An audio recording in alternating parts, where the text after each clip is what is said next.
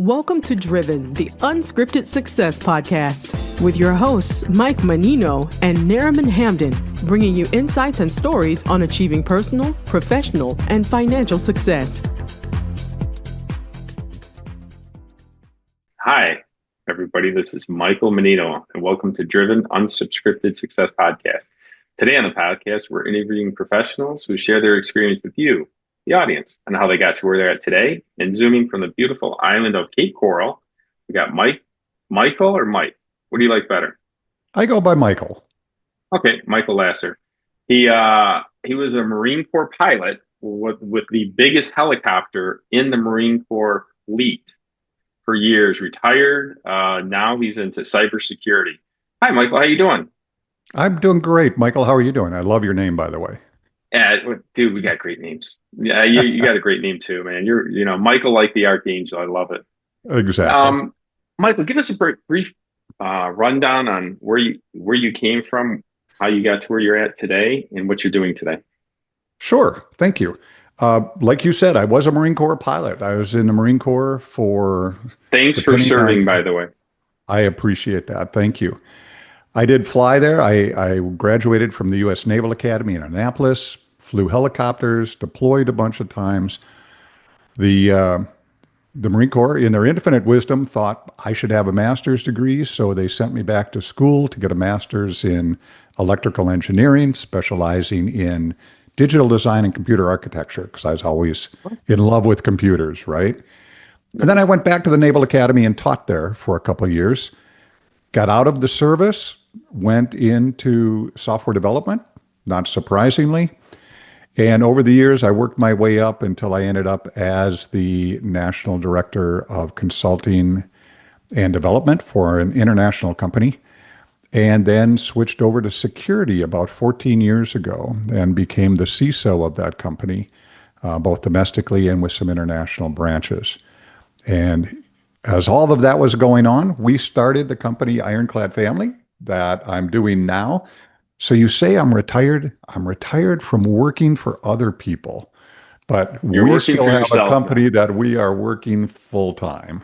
I know the feeling. I said I've never had a physical job since I think 99. And everybody goes, "Oh, it must be nice." I'm like, it's not. It's just more work than working for somebody, right? It really, right? Tell the really truth, is. shame the devil, man. I'm telling you. It is. There's a lot of competition in cybersecurity, but you're focused on the family versus companies. I noticed that. That's a real cool. Correct. That is really cool because you're helping out people that aren't protected. What sets you apart? What do you do that's easy to you, that's challenging to other people? Yeah, great question. We noticed when we started the company, there's a real disconnect between companies and the family and personal security, right? Agreed. Businesses have all these things like business continuity plans. If something happens, what do you do then? They have backups. They have all of this system and process in place to make sure that the company continues. Families, for the most part, have none of that. If they have anything, they have maybe a virus checker right? Maybe a living trust, right? Maybe a living trust. But even that's a problem. And here's the problem. You make a living trust, you make a will, you make a healthcare power of attorney, and then what? The statistics show it's a problem. $62 billion worth of assets were abandoned last year. They didn't get delivered to the people they should have. The living trust, nobody knew it existed. The life insurance policy, nobody knew it existed, and the life insurance company didn't know that someone passed away. So after a period of time, the money just gets sent back to the state, and the people that should have gotten it don't get it. We solved that. We created ultra high security vaults online where people can put their information for their family. And then we make sure it gets delivered to the people they tell us to deliver it to sometime in the future, either on a date or on their death or incapacitation, depending on what they tell us. And they don't even have to be there, and the people that are supposed to get the information don't have to remember or even know where it is. Gotcha. Yeah, awesome. That's great. That is a definite need. We're in we do flipping houses in Michigan, and Yep. you have no idea how many times we talk to people, and yeah, we're all set. We're all set. My mom passed away, and we got all the proper paperwork, and then we go to the township, and they're like, no, it's not. And Right. like you Right. said, it's we're 3 weeks away from in receivership, and then the state's going to take it over. So we Yep. try and help people out of that situation also. But yeah, it's way more prevalent than most people think. I didn't know it It was really, 62 really is. billion dollars. 62 And billion a year. we didn't know that either when we first Wow. started. I mean, everybody's got a story, right? My father passed away, and I was in probate for 5 years trying to Wow. find Yeah, see all of that. his stuff, right? And it just he, kind of like a lot of people his age, he was a snowbird. So he lived in Minnesota part of the year, Florida part of the year, had bank accounts, some in Florida, some in Minnesota, some trying to track everything down was just a nightmare. And I'm Yeah, sure I and still once didn't get it. and you're in the business, and Right. it's so much better to get it before he passes. Get all that paperwork done, because the second he passes and it goes into probate, it just turns into a logistical nightmare. It is. It is. It is. And we talk to so many people and they say, well, I've written everything down on a piece of paper. And I said, well, that's great. You live in Florida. The first hurricane, right? Where's that piece of paper? And who knows where it is and is it Right, going to be there? And then you right. look at fire, flood, earthquakes, tornadoes. The only way to keep the information safe is to make it digital and put Mm. it in a place where it is backed up. It's got multiple copies, and above everything else, it's secure. Because that's the other thing we hear is like, well, I put it on Dropbox. I'm like, well, that's great. Back to I'm where is not it putting at? yeah, I'm not putting my bank accounts on Dropbox. No, And again, who knows where it is? right, right. Where is it at in Dropbox? And who has All the the access info, codes, right? and who has access to it. That's even better. It's very Yeah, important. yeah. Um, listening to what you're saying, you're pretty good at this. Obviously, you enjoyed it, right? You enjoy I doing love something, this. you end up being good at it. We eat, drink, sleep, and dream this. Nice. If you wanted to give somebody advice on how to get better at what you're doing, what would you give them? What are the suggestions and tips and tricks?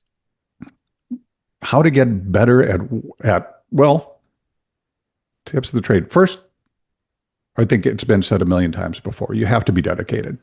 This There you go. can't be a hobby, right? Anybody who starts something and it's a hobby, it's you're just not going to make it. You don't have the dedication to move forward. If it's not, for us, and I'm sure for you too, and probably for a lot of your listeners, whatever we do is kind of like the wallpaper on the back of our screen on our laptop or our computer. It's always there, and everything Hmm. is on in front of it, right? And you're always thinking about it. And you might go to a kid's baseball game and you'll see something and you'll think, wow, look at the way that person hustled and caught this, even though that wasn't their job. That relates to what I do. And I should, incorporate that in my work. So if nothing else, I would say the number one thing is that overreaching passion has to be there. Hmm. I agreed. It even says in the good book, he doesn't have a vision will perish. You Exactly. got it. You got to have the Exactly. vision. You got to have the fortitude. As a Marine Corps, I'm more than certain you got fortitude in there too. A little bit. A little bit, man. I think you're lying a lot is in there somewhere. Doesn't have to be career. It could be life. What is one of the biggest challenges you had to overcome, and how did you do it? Biggest challenges. Wow. A number come to mind. So I'm like, I'm gonna stick with business for a second and not Okay, go personal, for or that I one. could or I could go back to that if you want. One of the biggest challenges, and I think everybody faces it, is I always think of that movie. What was it where they built the baseball diamond, right? And they said, if you build it, they will come, right? Field of Dreams. Field of dreams. Thank you. Yeah, that is absolutely not true in business. You can you can build I'm it, glad you said that. and I'm they are glad you not said going to that. come. Not all the time. No, it takes so much effort just to educate people and let them know what's out there and let them know, a lot of people in our industry don't even know that they need this. It's just not something they've thought about. So a lot of what Right. we do is just education. Hey, have you thought about this? Hmm. We ask questions, right? What are you going to do when this happens? And what Right. about this? And then the light bulb starts going on and they start thinking, you know, I should, I should do something like this. Like, well, you know what? We already have. Here it is. There So you that's go. probably the Beautiful. biggest challenge is just getting people aware. Awareness is the biggest challenge. I can't agree with you more. I swear, Michael, we have the same name with the same person in a different body. We do multifamily real estate. We buy multifamily units, just basically Yep. apartment complexes, and we syndicate, which brings everybody together. Syndication is just everybody coming together to do something better than what you can do by yourself. And Yep. to explain to somebody, yeah, you can own a part of an apartment complex, get passive income, and you don't have to do anything for it. And mm, just like you, most people don't believe it, right? Hmm. They just don't believe it. And then you have to educate them. I find that one of the hardest parts of what we Yeah. do. Yeah. Education, just Absolutely. explaining it to them and to get them comfortable with it, and then inviting them on the team or inviting them into your to work with you. And that I agree 100%. Education is tough, It is. especially when And it's you have all the knowledge, and you just like, wouldn't it be nice to just go put it in there and you're like, all right, right. you're all set. Right. And it seems so easy to you because you It know it does. inside and out. And to them, it's like brain surgery. They're like, It, I don't know what you're talking about. but whatever they do, like I got a couple of friends that invest, and one of them sells lasers for doctors' Yep. offices, and Yeah. I'm like, I don't know anything about that. Right. I Right.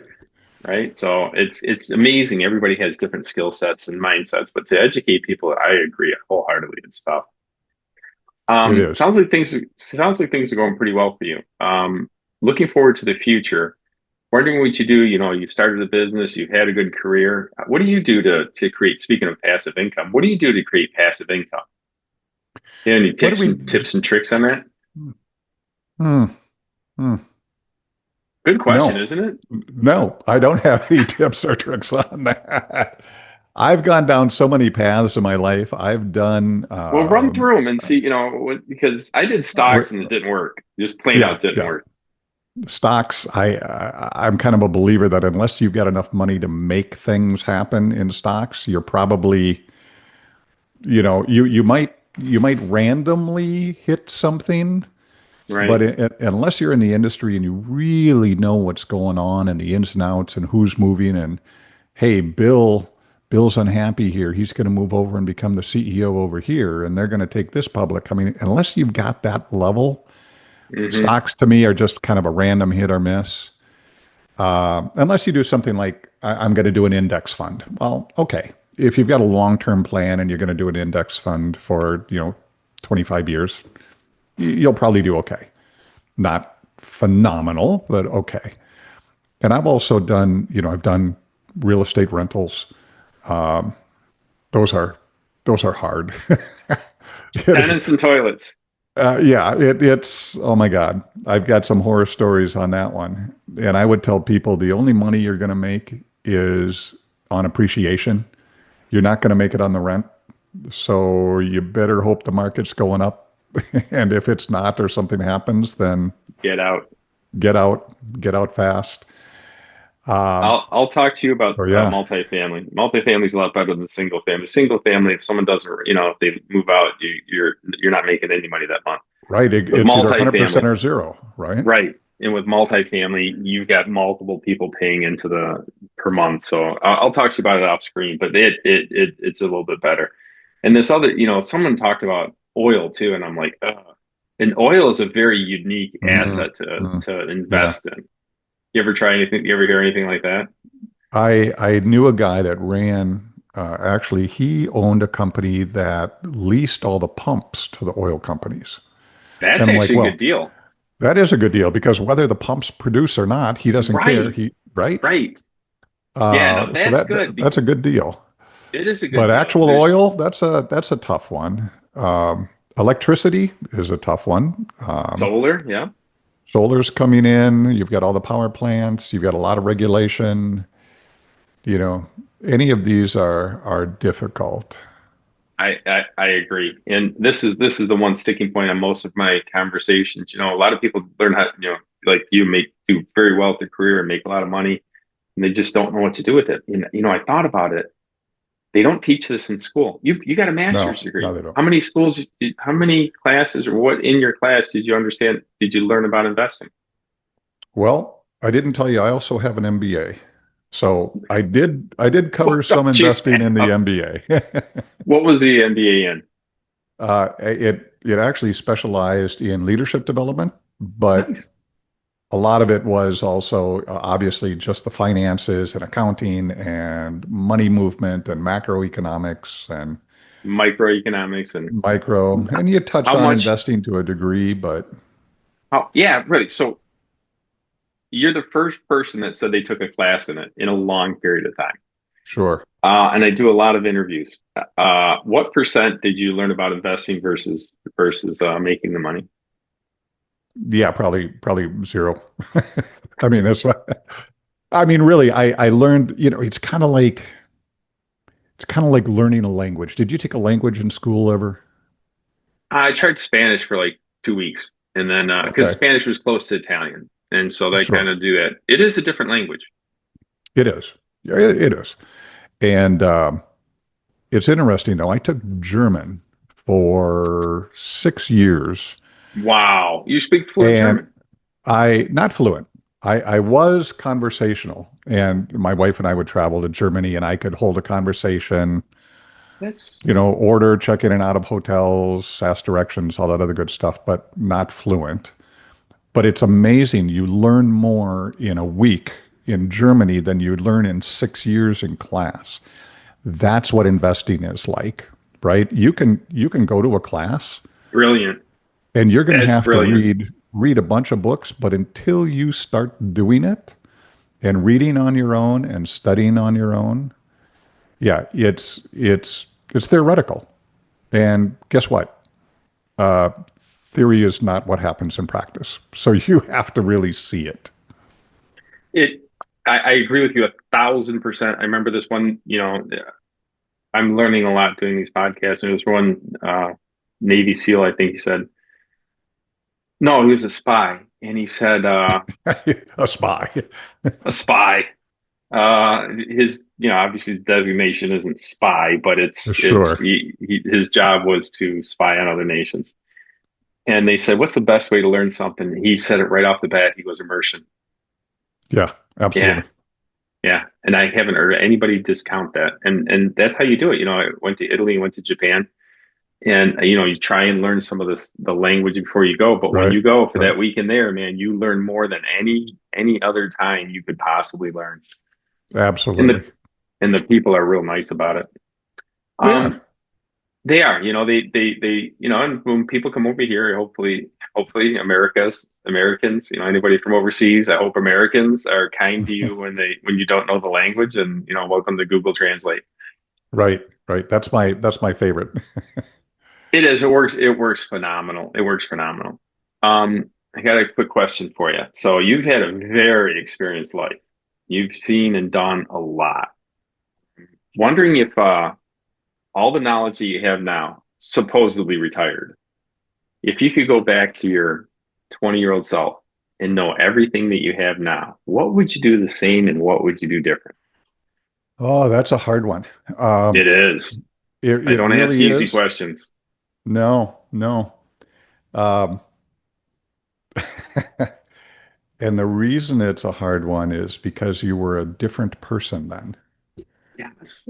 right? So Agreed. even if you took the knowledge out of your head now and gave it to the person that you were 20, 30 years ago, or as a 20-year-old, however long ago that may be, Long they wouldn't time know for what me. to do with it. And they wouldn't know how to apply it. But what if it It's, instead you of know, giving the knowledge, what if you could just switch bodies with that person? Like you could go back to everything, all your experience, yeah, and it yeah, wasn't an option. Like you had to go back there and you knew everything that would happen, and you sure. could change it. What would you do same, and what would you do different? Yeah. Knowing what I know now and being semi-retired, Right. I would say, and this is going to be, I will just warn you, I am Good. known for contrarian ideas. So if you're looking for the standard work harder, try harder, get ahead, yeah, that's not what I'm going to tell you. That's what I want to hear. Come on. I would actually tell them, well, two things. One, I heard right away as a kid, didn't follow it, and they said, you will never get rich working for someone else. And I think that's absolutely true. You won't. Okay. And the other thing is, need to travel more, get out of the United States, see more cultures, and start maybe resetting some of your values.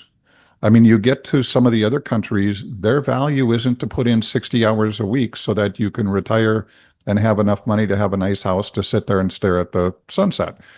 Right. Their value is more, what are you doing with your family right now? What are you doing to live right now? And the future is uncertain. And I think we see more and more of that as we get older. And when we're younger, we feel like we're indestructible. But then as we get older, we're like, We're destructible. there's a little mortality here that I wasn't totally thinking about my whole life. I Right. would say enjoy life more along the way and worry less Good. about the money. Oh, I like that. I, I like that. Enjoy. I'm gonna name this one. Enjoy life and worry less. There you go.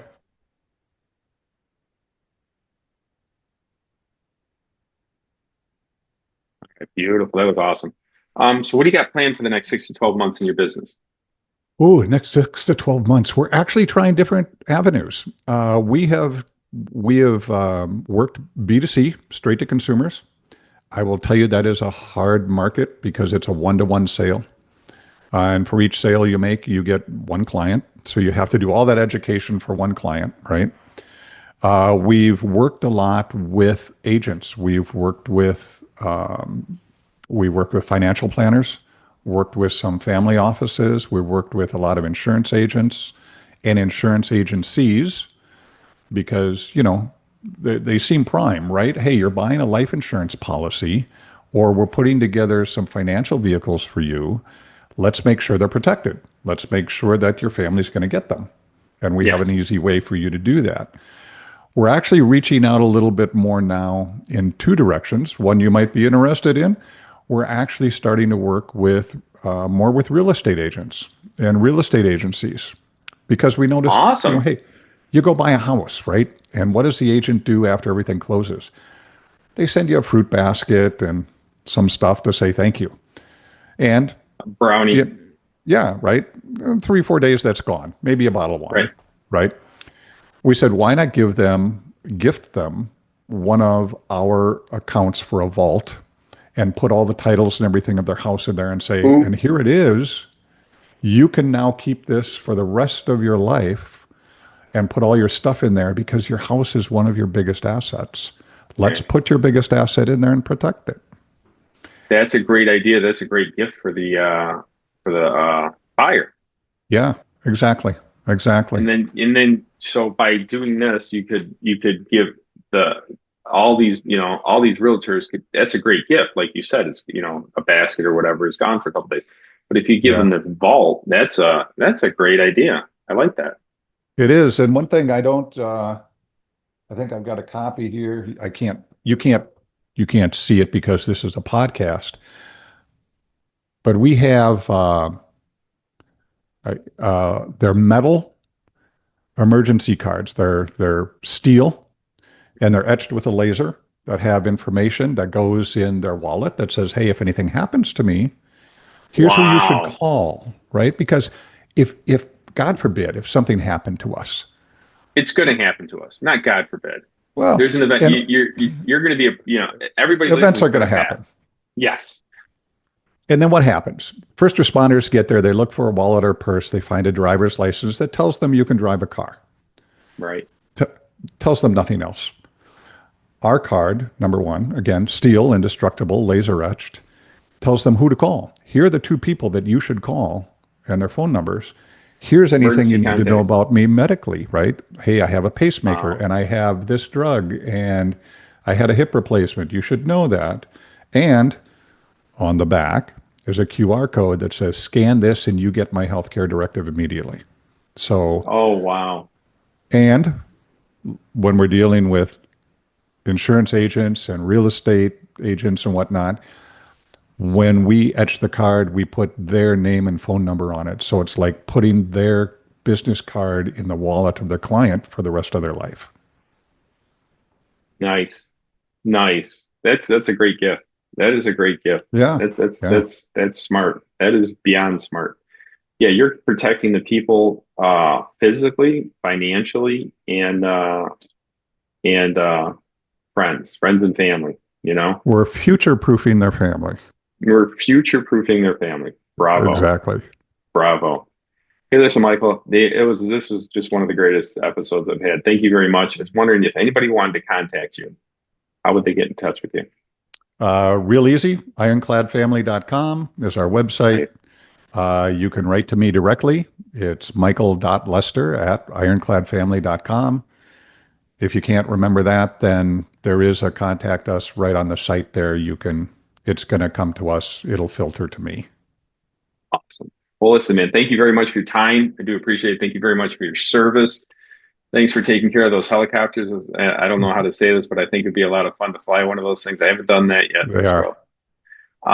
We're gonna say goodbye to everybody. We're signing out, and thank you. And please, if you have to, you should contact Michael on IronClad Family. Thanks very much. Thank you. Thanks for listening to Driven, the Unscripted Success Podcast. Want to share your story? Apply to be a guest at drivensuccesspodcast.com/guest.